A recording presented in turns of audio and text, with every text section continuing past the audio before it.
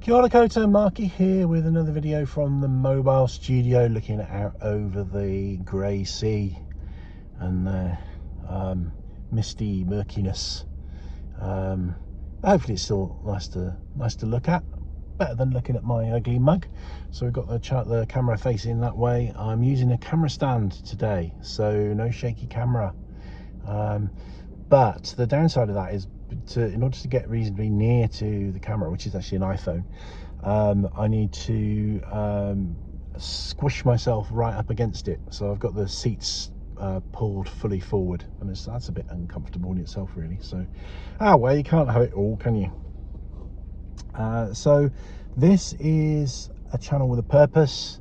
The purpose is to get help and information out there to people who suffer with a condition called retroactive jealousy. If you want to know what retroactive jealousy is, there's loads of videos on the channel. There's actually a playlist full of them that talk about retroactive jealousy. But because YouTube doesn't like you just doing the odd video, if you do that, your channel just vanishes. You have to keep posting, and I refuse to just post any old shit just to kind of keep the channel going. I only want to talk about things that might be of interest to other people that I enjoy talking about. So I post about other stuff, and this is going to be one of those videos about other stuff, and they vary enormously. So check out the playlists for what videos we cover. So some videos are kind of nature, outdoorsy videos. I've filmed eclipses, I've filmed weird weather phenomena, I've filmed weird stuff that washes up on beaches and you think, what the devil is that? And I've done reviews on movies and music. I've done song lyric analyses, done poetry, everything, really everything. And it's all stuff that I find interesting and hope that you find interesting too. But there's something here for everyone. So if you don't like what I'm talking about today and you still want to support us, please have a look at some of our other videos. The more you play our videos, the more YouTube basically kind of gives the channel higher promotion, higher visibility, and thus more people will see our retroactive jealousy videos. And retroactive jealousy is a condition it's not formally recognised by the medical psychiatric establishment, but it's recognised by sufferers, and it's recognised by me. So I'm one of the world leading clinicians, psychotherapists treating retroactive jealousy, and my mission is to get the word out there, get a lot of, although we provide therapy, that's how we earn our bread and butter, we put out tons and tons of free information, which is potentially life-saving for someone with retroactive jealousy. So watch as many of our videos as you possibly can, please, right to the end, because YouTube likes that, and give us a like and a nice comment and all those things. That helps. That you'll be helping people just by watching a video. You'll be doing your good deed for the day, so thank you for that. So of late I've been making more anecdotal videos, because really that's my style. Really, it's the kind of, you know, I can kind of present things in the formal kind of standard, you know, way, presenty kind of presenter way, but I don't like to. I like things to be more informal. I like to be myself. So the style is chatty, homely, and usually with a shaky camera, but today we haven't got the shaky camera. So I wanted to share, you know, more anecdotes, because I'm not old, but I'm not young, and I've had a lot of very interesting experiences. And partly the reason I've had interesting experiences, I think, is because I have ADHD, and with ADHD you get bored really easily, and you're always craving interesting and exciting and new things. So during the course of my life, I've done a lot of stuff that's some of it quite weird, you know, and all of it interesting, or I think it's interesting anyway, otherwise I wouldn't have done it. So I wanted to share some of that with you, if you'd care to join me. So relax, you don't have to watch this video because there's nothing to see apart from the sea. So you can close your eyes even if you want to, and I will probably, my soporific voice will send you to sleep, and I will tell you some more tales about celebrities. The last video I was talking about The theme, I suppose, is always the bridesmaid, never the bride. I've not, although I've been on film and TV, and I was an actor in Doctor Who. I've never reached the level of celebrity, but I've brushed up against celebrity from time to time, and that's what I want to share with you. So when I say celebrity, the last video I did, you know, was talking about people like Robert Plant. I'm gonna have a drink of water because my voice is getting my throat is getting dry.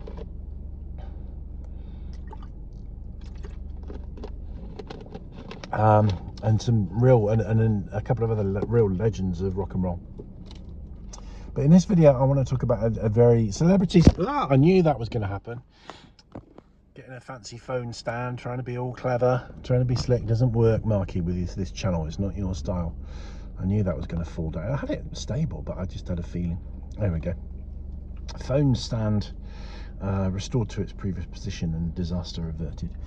I want to talk about people who are celebrities in a particular niche. So we're not talking A-list celebrities. I'm not talking Hollywood here. We're talking writers as well. So the Earth Mysteries field. So what are Earth Mysteries, Markie? Well, Earth Mysteries is, how do I start?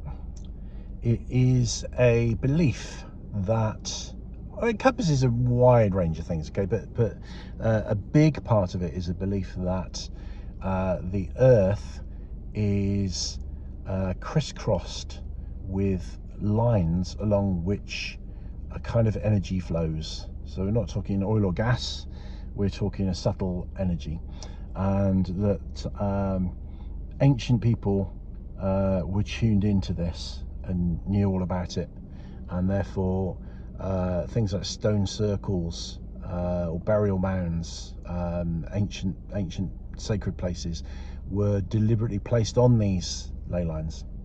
I mean, that's the more modern, I say the more modern approach. Is still quite old. There's a guy called Alfred Watkins who was the first person to really talk about this, although it's referred to and alluded to by a few other people. For example, Dion Fortune in one of her novels makes a reference to ley lines before anyone ever talked about them.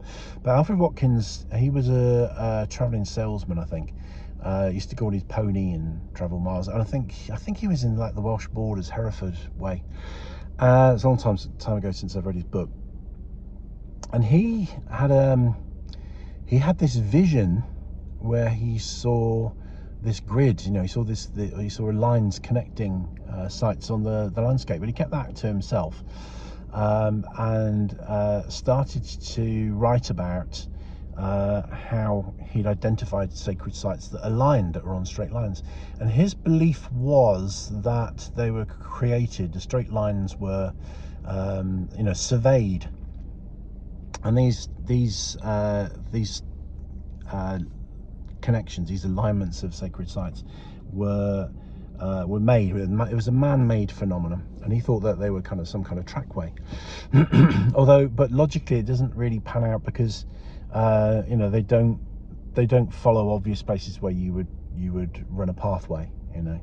So you wouldn't run a pathway up a cliff, for example, or along a river, or, you know, that kind of thing. So he referred to them as ley lines, and that's using an old English word called ley, L-E-Y, which means like a woodland clearing or a woodland glade. And it's interesting because my surname is Earley, E-A-R-L-E-Y, and the ley in Earley has exactly the same derivation. So the meaning of my name is something like eagle clearing, which is kind of cool, isn't it? I think that's really nice to know. So he formed a society, and they used to go off and this is like early 1900s, I believe.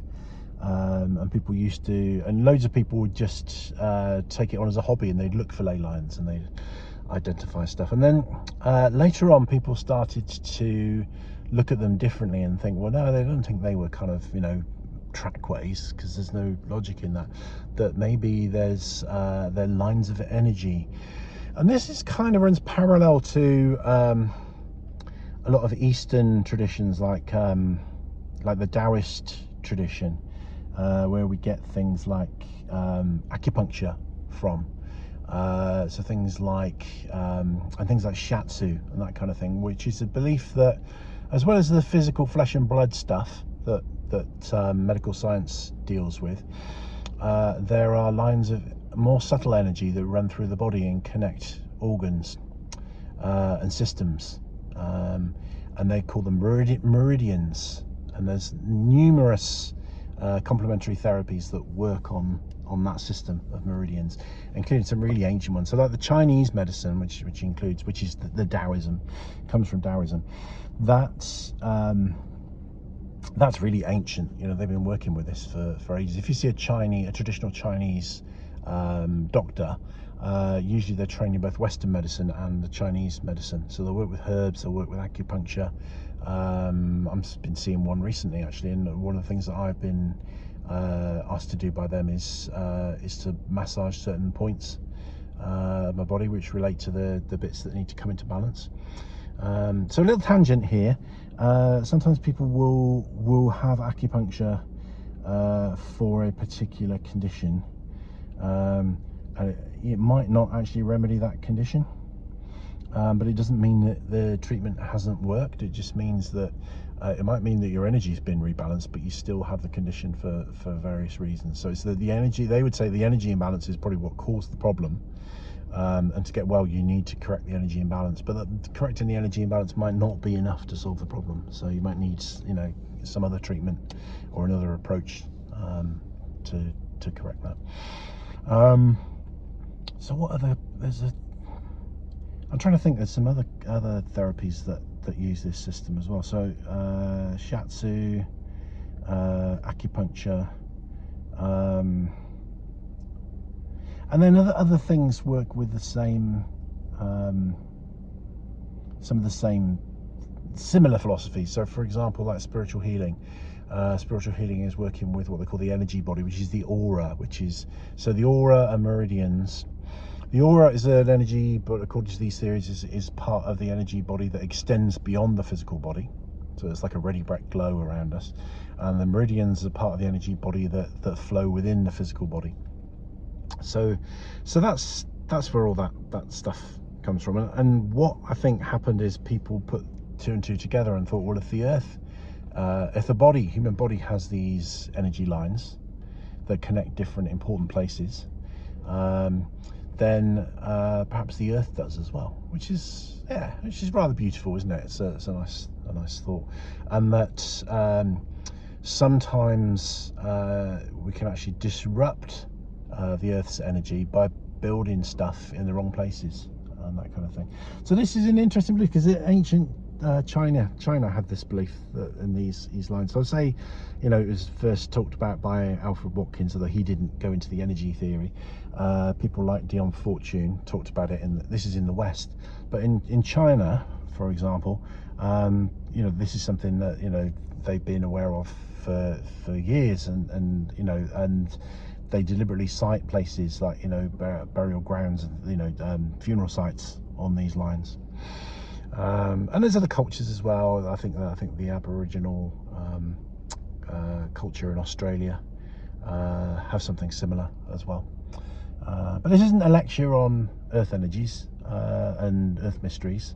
This is just explaining what I'm talking about, so the next bit makes sense, really. And are you supposed to say Aboriginal, or is there a different term now? I don't want to offend anybody.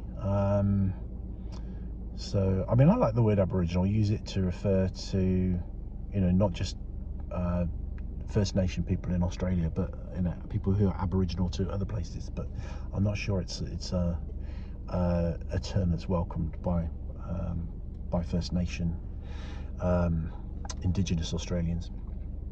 Let me know nicely in the comments. Don't have a go at me. Just say nicely. Just educate me, please, because I want to be educated. So a couple of people that a couple of other big names in this. So I didn't meet Alfred Watkins because he was long dead when I was around. as was Dion Fortune. But I met, without going out of my way, two people who were some of the biggest noises in the Earth Mystery movement, writers. Okay, so the first was John Michel. So John Michel wrote a number of books, but the most famous, I think, was The View from Atlantis. And he talked about the energy theory of ley lines and surveyed quite a few and gave examples. You know, did a lot of field research and talked about, you know, particular places and particular connections and places where the ley lines cross and all this kind of thing. And he also had a theory that the energy in the ley lines may have been harnessed in some clever way by ancient people in order to shift big chunks of stone, because that's one of the great mysteries of the ancient world, is they shifted these huge megaliths. So like in Europe, for example, you know, Stonehenge and the stones of Avebury, massive pieces of stone. And this is a culture that didn't have the wheel. And also they this is in the news recently, wasn't it, that they reckon that one of the altar stone at Stonehenge actually comes from Scotland. So the blue stones come from Wales, and the altar stone comes from Scotland. So people in ancient times, without the wheel, were transporting great big hunks of stone massive distances. And he had a theory that he had lots of theories and lots of things to say. Definitely worth having a read of his books. And he so he had a theory that some kind of levitation of these big stones was achieved through using the ley lines. And yeah, an interesting read. And I got to meet him. So for those of you may or may not know, I'm a druid. Being a druid is not a religion, okay? For some people it is, but generally it's a spiritual path. It's an approach. I won't talk too much about druidry in this video, but just to say that I'm not a very active druid, but deep in my soul there is druid, and it's about connection. It's very much really about a similar approach to Aboriginal spiritual traditions, or indigenous spiritual traditions, which is very much about connection to the land, connection to ancestors. But I think the druid tradition, which is Celtic tradition, also has this huge cultural element to it as well. So for example, there is an arch druid of the Welsh Gorsedd, who is and that's a kind of almost a civic position, and usually the holder of that position is a Christian. One of the archbishops of Canterbury, Rowan Williams. Is it Rowan Williams or Rowan Williamson? He was a druid, and the Queen is or the monarch. I'm not sure about King Charles now, but the Queen Elizabeth II was a bard. Bards and druids are interrelated. They're part of the Celtic cultural mystical tradition. So it's kind of there are different types of druids, different orders of druids, different takes on what druidry actually is. But for a lot of people, and certainly for me, it's probably more cultural than it is spiritual. So it's a way of connecting with the Celtic tradition as well.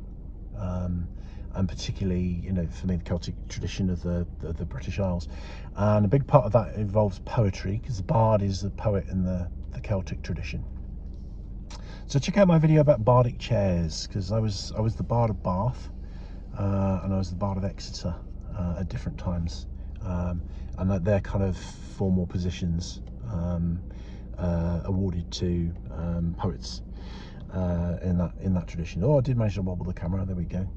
So yeah, so John Michel, so I managed to meet him. So I was at a druid gathering in Glastonbury, and he happened to be there. Now, part of the event was shared with Megalithomania, which is like a conference of people who are into megaliths, so like stone circles and that kind of thing, and earth mysteries. So there's a kind of a crossover of interest between those two things, obviously. So part of the event of this druid gathering, there was a shared audience at one part, and John Michel was there, and he was very, very shy, unassuming guy, very casually dressed, and smoked these little tiny kind of crinkly roll-up cigarettes. And when he spoke, he was really quiet and muttered. He was mutter, but with a very kind of plummy, posh accent. A lot of these old people that were into this kind of thing were quite plummy, you know. Often they were kind of you know, upper middle class type characters back in the day. So I got to meet him and his crazy wife at the time. So he died not long afterwards. So he was knocking on, not sure how old he was, but he looked old. He didn't look decrepit, but he looked old. And he shortly before he died, he married, I'm not connecting the death with the marriage, but he married this, well, we won't say any more about the person that he married, but they we crossed swords on a number of occasions, and that's probably a story best not for YouTube. So I met John Michel. Just, you know, didn't really talk to him a lot. Hung out with him for an afternoon, I think, basically. And it was even before I'd read his book, I think. So I knew he was a big noise, but I didn't know he was. I didn't know exactly what his theories were and what his ideas were until I read that book. And then a very famous ley line is two famous ley lines in the UK are the Michael and the Mary line. Okay, and they both often they aren't straight lines. There's, how can I describe it? There is an alignment of sacred sites that's on a straight line. So if you can imagine, I don't know if you know the symbol, the staff of Mercury, it's sometimes called. I think it was sometimes called the staff of Esculapiolopoulos, which is the symbol for like pharmacy and medicine and that kind of thing. You see it on ambulances and you see it outside chemists, and it's a staff. Sometimes it has wings on it as well, and then it has two snakes weaving around it. And the ley lines are believed to be curved energy lines, and so you can draw a straight line between all these sites. So a lot of them were near places I used to live. So like Glastonbury is one of them. So the Michael line is associated with sites that are sacred to St. Michael, so St. Michael's churches, and St. Michael's churches are usually on hills. And I think that is to do with the thing about St. Michael being, of course, St. Michael is an archangel, patron saint of high places, I believe. And of course, the story is that he threw the devil out of heaven, fell to hell. So that's why the association with high places, and often kind of really pointy hills like Glastonbury Tor, where you find there's a church on top. They're dedicated to St. Michael. And then there's a whole bunch of places dedicated to Mary, Mother Mary. And Mother Mary has a bit of a resonance with pre-Christian goddesses, so the divine feminine. So what they found is that these two lines, there's a straight line with all these sites on it, and some of them are Mary sites and some of them are Michael sites. And these lines, these curvy lines, snake back and forth through the central line, going through these sacred sites. And this was the work of two guys. I can't remember the name of I think it was Bob Devereaux. No, I can't remember the name. Sorry, apologies to the other guy, who I may have met inadvertently, because apparently the other one has a shop in Boscastle, which I've been in, so I might have met him and not known it. But Hamish Miller was, because he sadly died, a dowser and co-author of this book. So was it The Sun and the Serpent, I think was the book, and it was about this Michael line, the Michael ley line and the Mary ley line. It goes through Avebury Stone Circle and a lot of other places as well. And so Hamish Miller was I think he was a sculptor. He was an artist, he used to do a lot of things like welded art and that kind of thing. And he was a dowser, and I got to meet him, and actually had a bit more interaction with Hamish. So there was a friend of mine that belonged to a spiritual group and they were into all kinds of things, and they'd have guest speakers in and that kind of thing.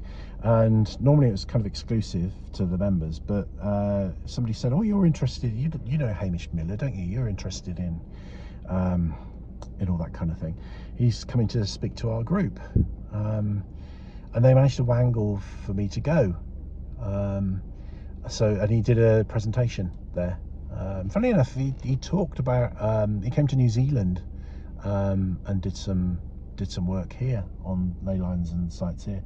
And I did have it's actually a VHS video that talked a bit more about it, and I had to get rid of it, so I can't remember where the place was. I've got a vague idea where the place he went to was, but I'd love to know more.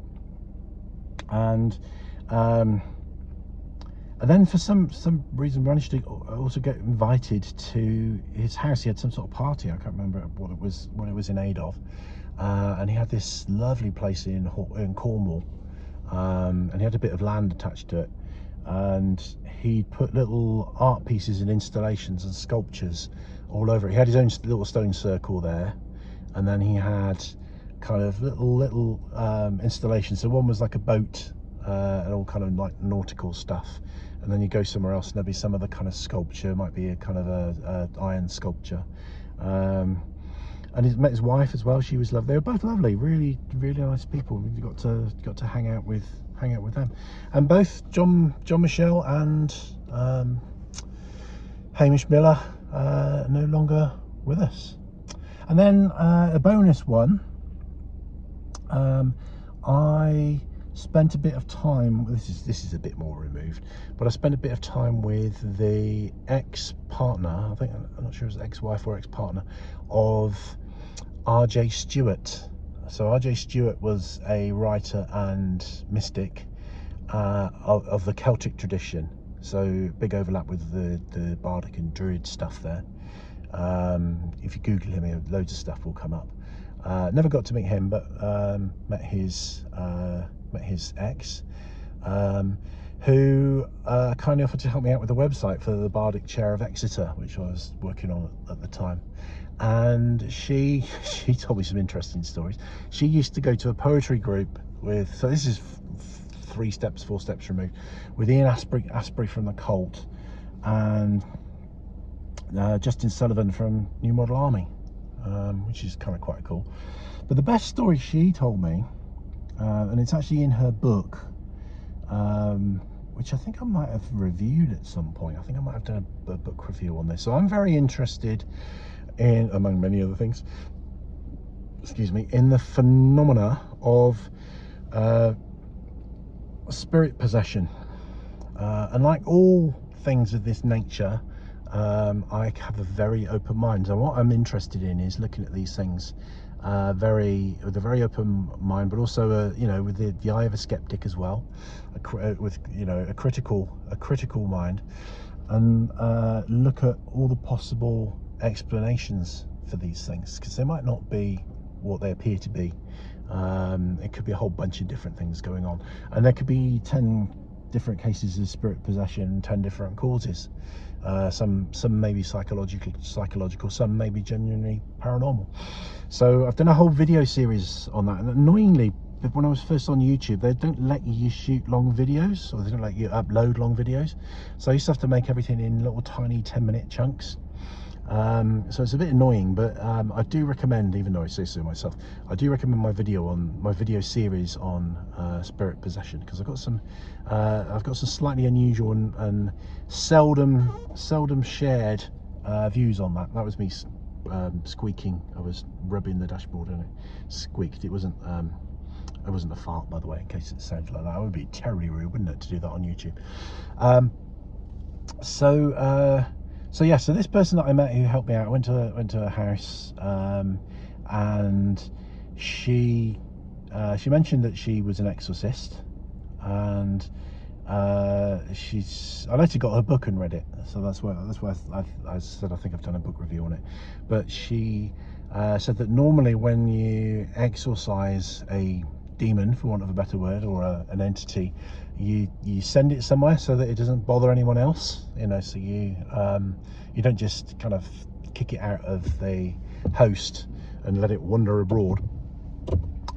you banish it in some way. And she said that there was one exorcism that she did where it was really hard, it was really stubborn, and in the end I think she just told it to fuck off. I think that was what she said. So it was at large, and then years later she was somewhere, miles away from where she lived, where she had no connections or anything like that, and she stopped somewhere for something. Let's say it was a petrol station. It probably wasn't, but just for argument's sake, it was a petrol station, and somebody that was there was kind of staring at her, and as she walked past them, they said, "Hello, Josie," and she's convinced it was somebody was possessed by the entity that she'd cast out, many years ago and many miles away. So whether it's true or not, it's a cool story, isn't it? I do like that. So she was the ex of RJ Stewart, and apparently they used to live in Bath. And I've talked a bit about Bath recently. Bath is a very mystical place, much more than people realise. Everyone talks about Glastonbury. Glastonbury is super mystical, but Bath is very mystical as well. But not many people know about it or talk about the mystical aspects of Bath. I can tell you a tale or two about the mystical aspects of Bath, but apparently they lived in a place in the centre that had a basement, and apparently from the basement you could actually access the hot springs. Isn't that cool? You can actually access the hot springs from their basement. I just love that. That's just amazing.